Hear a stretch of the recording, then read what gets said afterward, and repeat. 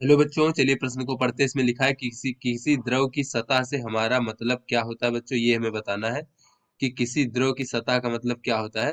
तो बच्चों ये बहुविकल्पीय प्रश्न है, सही विकल्प का चयन करना है। बच्चों चार विकल्प दिए गए हैं। पहला विकल्प है कि ज्यामितीय तल जैसे कि z बराबर 0। फिर बच्चों दूसरा विकल्प दिया गया है कि वे सभी अणु जो वायुमंडल के साथ संपर्क में है। फिर बच्चों सी विकल्प कहा जा रहा है कि एक परत जिसकी मोटाई 10 की घात ऋण 8 मीटर के आसपास की है। फिर बच्चों डी विकल्प कहा जा रहा है एक परत जिसकी मोटाई 10 की घात ऋण 4 मीटर के आसपास है। बच्चों इसमें से हमें सही विकल्प का चयन करना है। उससे पहले बच्चों हम देख लेते हैं इस प्रश्न की मूल अवधारणा को समझ लेते हैं बच्चों। तो बच्चों कोई हमारा द्रव है बच्चों, तो उसके पृष्ठ पर उसकी सतह पर जो तनाव होता है बच्चों, पृष्ठ तनाव, उसको हम समझ लेते हैं। तो मान लीजिए बच्चों इस प्रकार से किसी बर्तन में हमारा द्रव भरा हुआ है। इस प्रकार से बच्चों हमारा द्रव भरा हुआ है। तो बच्चों हमें पता है कि समान प्रकार के अणुओं के बीच में बच्चों हमारा जो है ससंजक बल लगता है बच्चों। तो यहाँ पर इस प्रकार से मान लीजिए ये कोई हमारा इस द्रव का बच्चों एक अणु है। तो इसके चारों तरफ ही बच्चों द्रव के अणु है, तो इनके बीच ससंजक बल लगेगा बच्चों। तो मान लीजिए इस प्रकार से बच्चों इस पर जो बल लगेगा वो इस प्रकार से बच्चों चारों दिशाओं में समान रूप में लगेगा।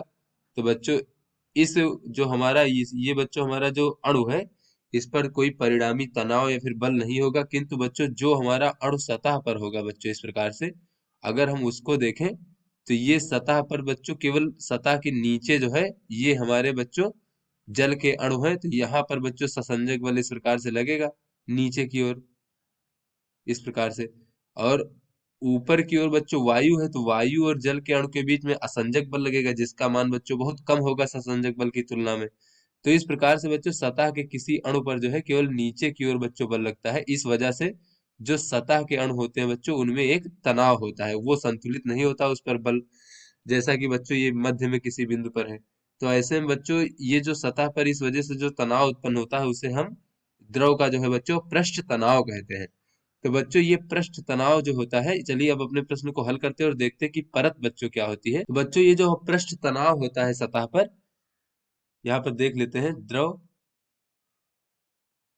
की सतह पर पृष्ठ तनाव जो है बच्चों सतह से बच्चों 10 से 15 आणविक गहराई तक बच्चों प्रभावी होता है। तो बच्चों जैसे कि हमने बीच में किसी बिंदु पर देखा, वहां पर बच्चों कोई पृष्ठ तनाव नहीं होता, केवल जो सतह पर अणु होते हैं उनमें पृष्ठ तनाव होता है। तो बच्चों ये जो पृष्ठ तनाव होता है वो सतह से 10 से 15 आणविक गहराई तक जो है बच्चों प्रभावी होता है। तो बच्चों इस पृष्ठ तनाव जहां तक प्रभावी होता है बच्चों, उसी के संदर्भ में हम किसी भी द्रव की सतह को बच्चों कहते हैं। कि जैसे प्रश्न में पूछा जा रहा है किसी द्रव की सतह से हमारा मतलब क्या होता है बच्चों, ये बताना है। तो पृष्ठ तनाव के संदर्भ में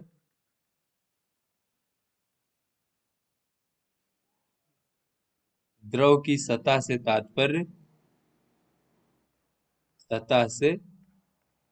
तात्पर्य यह है, तात्पर्य जो है बच्चों वो 10 से 15 आणविक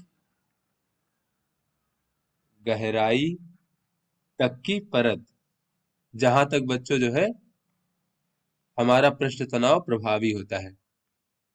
जो बच्चों ये जो गहराई होती है ये लगभग 10 की घात ऋण 8 मीटर की कोटि का होता है बच्चों। इस परत की मोटाई की कोटि का होता है। तो चलिए बच्चों अपने विकल्पों को देखते हैं। तो बच्चों ये जो पहला विकल्प है कि ज्यामितीय तल जैसे z बराबर 0, बच्चों ये हमारा गलत विकल्प है। फिर बी विकल्प की वे सभी अणु जो वायुमंडल के साथ संपर्क में है, बच्चों ये भी हमारा गलत विकल्प है। फिर एक परत जिसकी मोटाई लगभग 10 की घात ऋण 8 मीटर के आसपास है, बच्चों ये हमारा सही विकल्प है। फिर बच्चों एक परत जिसकी मोटाई 10 की घात ऋण 4 मीटर के आसपास है, ये भी हमारा गलत विकल्प है। अतः बच्चों ये जो बी सी विकल्प है बच्चों ये हमारा सही विकल्प है। आशा करते हैं आपको समझ में आ गया होगा। धन्यवाद।